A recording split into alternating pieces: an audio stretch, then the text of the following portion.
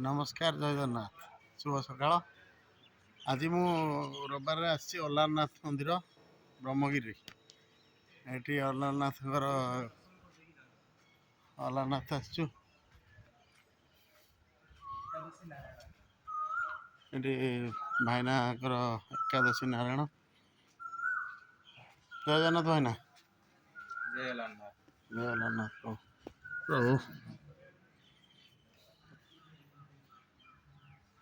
ଏଇଟା ଆମର ଅଲାରନାଥ ମନ୍ଦିର। ଆପଣ ଆସନ୍ତୁ ବ୍ରହ୍ମଗିରି। ଠିକ୍ ପୁରୀରୁ 18 କିଲୋମିଟର 22-23 କିଲୋମିଟର ଆସିକି ଏଠି ବୁଲିବା ପରିବେଶ। ଏଠି ମହାଲକ୍ଷ୍ମୀ ଦର୍ଶନ କରି ଏଇଠି ଅଛନ୍ତି। ଆଉ ଆମର ଏପଟେ ବି ଅଛନ୍ତି। ଏଠି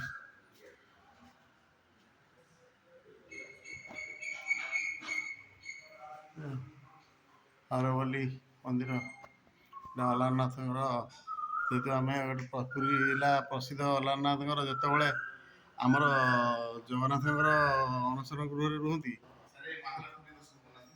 ସେତେବେଳେ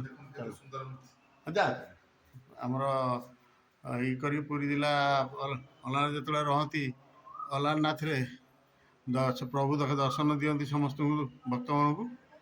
ଆଉ ଆପଣମାନେ ବି ଆସିକି ଅଲାରନାଥରେ ଦର୍ଶନ କରିବେ। ଯେତେବେଳେ ଠାକୁର ଅଣସର ଗୃହରେ ରହିବେ ରଥଯାତ୍ରା ଟାଇମ୍ରେ, ସେତେବେଳେ ଆପଣ ଆସିକି ଦର୍ଶନ କରିବେ। ଆଉ ଆଗକୁ ଭିଡ଼ିଓ ପକେଇବା। ଏଇନା ତ ଆମେ ଅଲାରନାଥ ଦର୍ଶନ କରିସାରୁ, ତାପରେ ଦେଖିବା କରିବା। ବୁଟୁ ଭାଇ, ଅଲାରନାଥ ଦର୍ଶନ କଲ? ଆଜ୍ଞା, କେମିତି ଲାଗିଲା?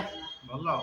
ମାନେ ଦର୍ଶନ ଆମେ କୁଆଡ଼େ ଦର୍ଶନ କଲେ? ବାଲିହରିଚଣ୍ଡୀ, ଅଲାରନାଥ, ଶିଉଳି ମହାବୀର। ଭାଗ୍ୟରେ ଥିଲେ ମିଳେ। ଆଗକୁ କହ। ଜୟ ଜଗନ୍ନାଥ।